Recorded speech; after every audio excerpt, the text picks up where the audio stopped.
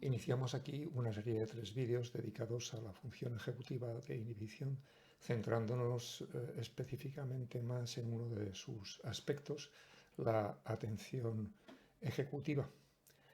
La inhibición es considerada clásicamente desde el trabajo del grupo de Miyake, Friedman y otros como una de las funciones ejecutivas atómicas junto con la flexibilidad cognitiva y la actualización de la memoria de trabajo. Esta variable latente se extrae de las correlaciones de tareas como la antisácara, stop señal o strup, que veremos luego con más detenimiento. Bien, este trabajo de Miyake y Friedman ha sido del año 2000, ha sido muy influyente en la investigación sobre inhibición, pero el caso es que los mismos autores cambiaron su perspectiva pasando de un modelo de 3 funciones ejecutivas atómicas, actualización, flexibilidad cognitiva e inhibición, a un modelo de una función general común a toda la red ejecutiva y a 2 funciones que muestran diversidad, que sería la actualización de la memoria de trabajo y la flexibilidad cognitiva. Digamos que entonces la inhibición se subsumiría en la función ejecutiva común. En cualquier caso, ha sido la primera postura la que más difusión ha tenido y la que es comúnmente aceptada por el resto de la investigación. Bien, definamos entonces qué es la función ejecutiva de inhibición o la función ejecutiva común, en la última perspectiva de Miyake y Friedman. Consiste en la entrada en el modo ejecutivo unida a la relativa desactivación del modo por defecto. De modo gráfico, lo vemos aquí, la red de la prominencia, o en realidad la parte de la red de la prominencia que llamamos red cíngulo-percular, activa el circuito de la memoria de trabajo y al mismo tiempo inhibe la red del modo por defecto.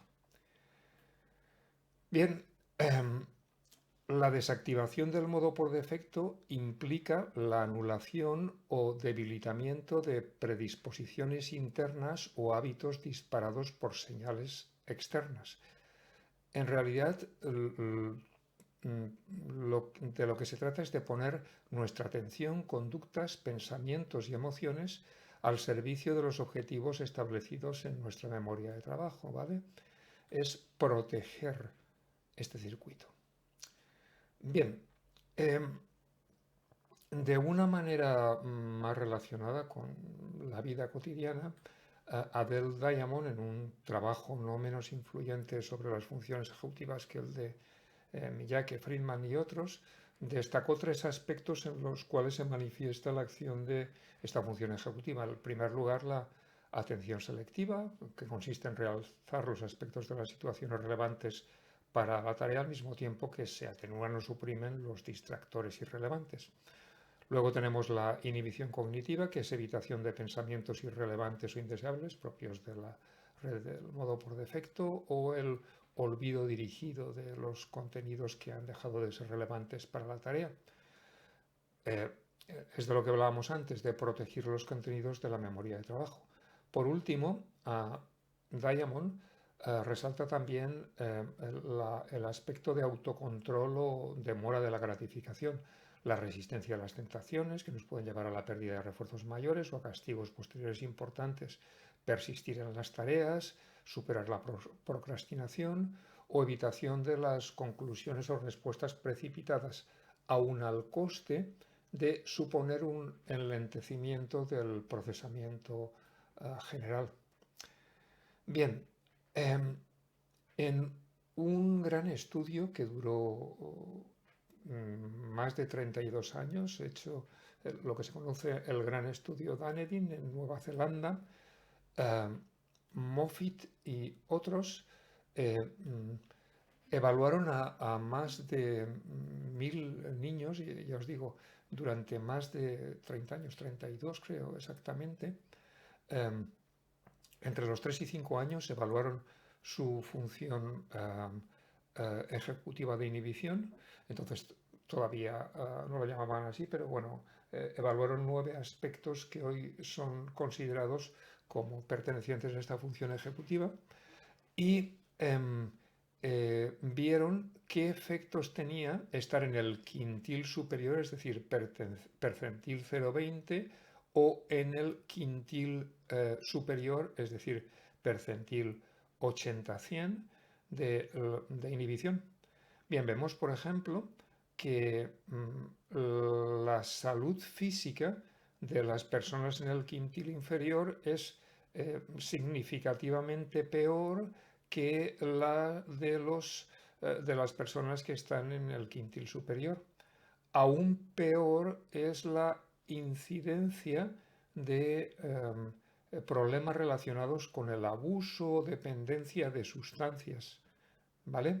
Entre estos dos quintiles extremos. En cuanto al estatus socioeconómico, veamos la enorme diferencia que hay entre las personas que puntúan entre percentil 80-100 de inhibición o el percentil 0,20 de inhibición, ¿vale? Si seguimos, vemos, por ejemplo, que los hijos de las personas que puntúan en el percentil inferior en inhibición, 0,20, tienen unas 2 veces y media más posibilidades, probabilidades de ser, de crecer en hogares monoparentales. Y si nos vamos a la probabilidad de sufrir una pena judicial por algún tipo de delito, el quintil inferior triplica las probabilidades del quintil superior. Es decir, la disfunción, la baja función ejecutiva de inhibición tiene consecuencias dramáticas para la vida. De forma curiosa, aún siendo la función ejecutiva cuya disfunción está menos ligada al fracaso escolar, eso lo veremos en vídeos siguientes, es la disfunción ejecutiva que está más ligada al fracaso vital. Es decir, tener baja función inhibitoria puede realmente ser una dificultad tremenda para la vida.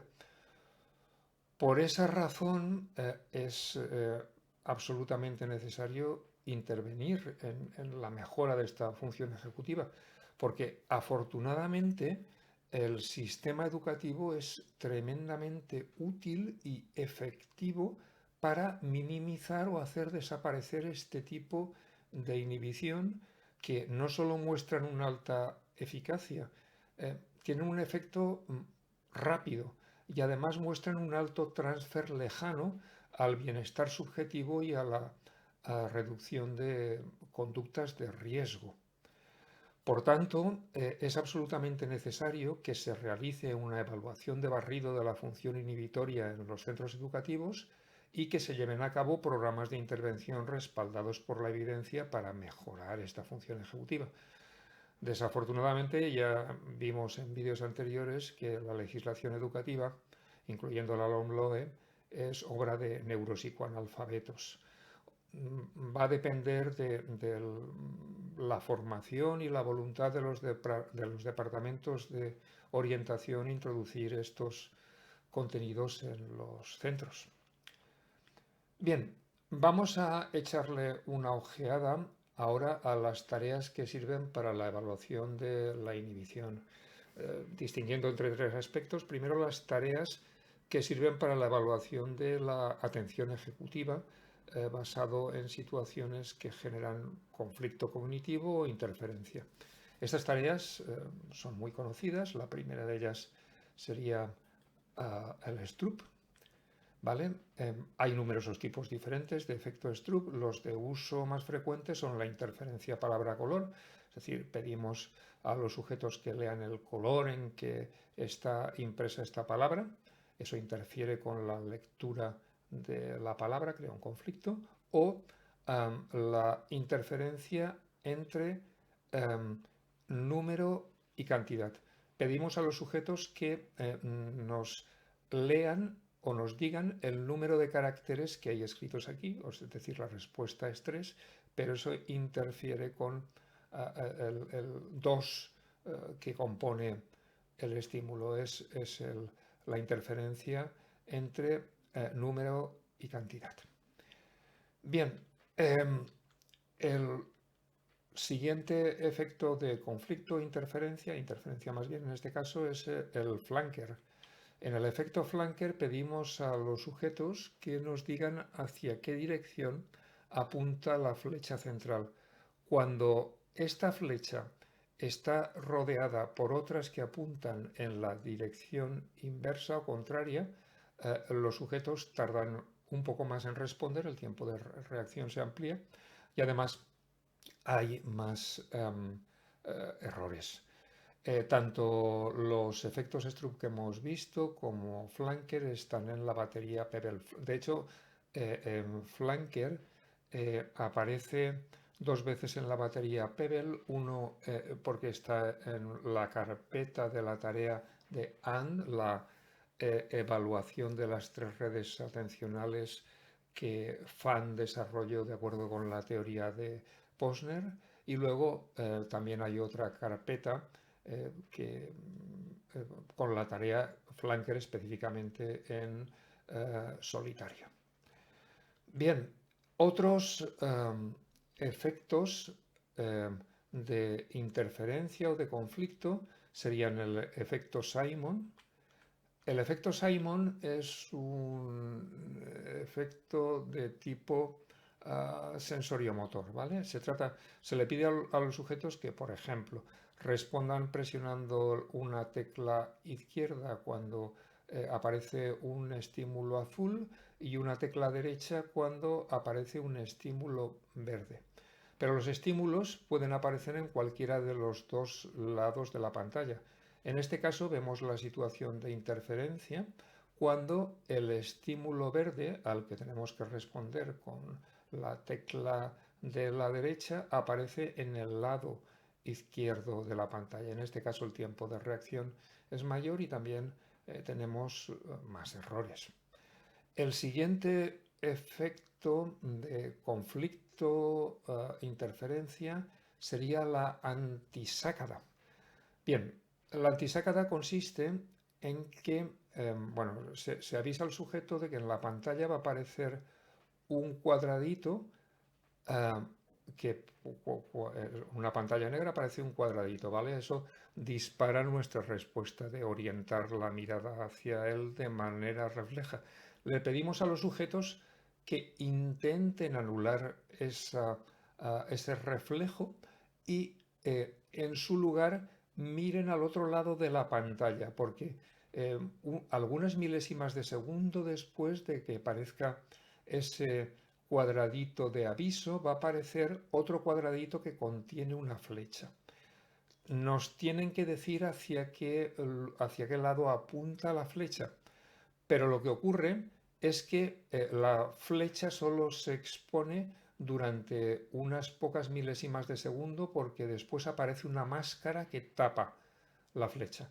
Si hemos mirado de manera refleja hacia el lugar donde aparece el cuadradito del aviso, no tendremos tiempo de ver la dirección de la flecha, porque la máscara la cubrirá. De modo que tenemos que aprender a orientar nuestra mirada hacia el lado contrario, hacia el lado antinatural, digamos, de la pantalla, ¿vale? En esto consiste la antisácada. Bien, la antisácada también está en la batería Pebble. Bueno, también tenemos, por otra parte, las tareas de demora de la gratificación. La más famosa de ellas es la tarea de Michel, del test de malvavisco. Los niños, típicamente en torno a los 4 años o una cosa así, esta niña es algo mayor, pero normalmente se suele hacer en niños bastante pequeños. Se les dice que se les expone delante de un dulce y se les dice que si aguantan sin comérselo un cierto tiempo, que es mejor no decirles el tiempo que será, mm, se les dará otro dulce. Es decir, saldrán ganando 2 dulces en vez de uno. Bien, a los 4 años, pues hay muchos niños que no aguantan más que unos segundos y se zampan inmediatamente el dulce, pero sin embargo hay otros que aguantan todo el tiempo, que típicamente suele ser un cuarto de hora, y al final consiguen comerse dos. Este fue el estudio original sobre el que luego se modeló el estudio de Dunedin que hemos visto antes para examinar las consecuencias de una buena o mala función inhibitoria. Bien, también tenemos tareas de inhibición de respuesta que serían dos. Una de ellas es la señal de parada, stop señal, en la que tenemos una señal de atención, ¿vale? Y luego nos aparece una flecha que apunta pues hacia la izquierda o a la derecha. Nosotros tenemos que pulsar la tecla izquierda si apunta hacia la izquierda y la tecla derecha si apunta hacia la derecha. Pero en una minoría de ensayos, unas pocas milésimas después de que aparezca la flecha, aparece una señal auditiva que nos dice que no respondamos. Esa es la señal de stop. Bien, esto es la tarea que más se ha empleado para estudiar las bases neurobiológicas de la función inhibitoria. Como veremos luego, es una tarea demasiado simple que puede describir la conducta de la gente ante un semáforo, pero no realmente la conducta, la compleja conducta inhibitoria que requiere modelos más complicados, como luego veremos. Lo mismo podemos decir exactamente del go-no-go. Básicamente, pues, por ejemplo, en la batería Pebble está puesto para que pinchemos con el ratón cuando aparezca una P, pero no cuando aparezca una X. Se le puede hacer a este tipo de tareas los mismos reproches que a stop señal, ¿vale? Son tareas demasiado simples de parada reactiva, cuando lo relevante para la función inhibitoria es más bien la parada proactiva o parada selectiva. Veremos qué repercusiones tiene para el estudio de las bases neurobiológicas con posterioridad. Bien, veamos esas bases neurobiológicas, el control encefálico de la función inhibitoria. Ya sabemos que uno de los aspectos, la atención ejecutiva o atención selectiva, depende de la red, de la parte de la red de la prominencia que tiene más relación con la red ejecutiva, la red cíngulo-opercular, ¿vale?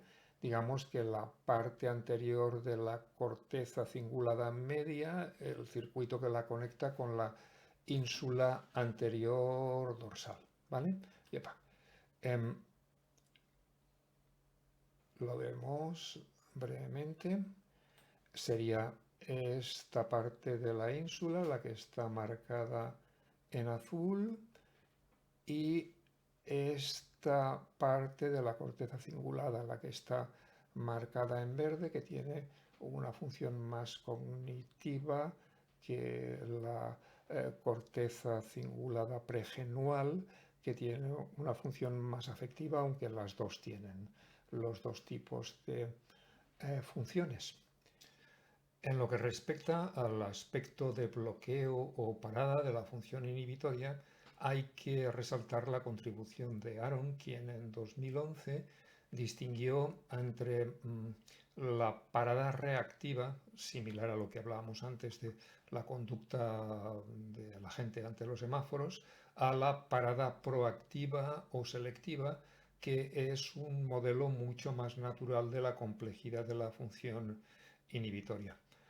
Las bases neurobiológicas de ambos modelos difieren en que en la parada proactiva selectiva se activa también la corteza prefrontal dorsolateral, que vemos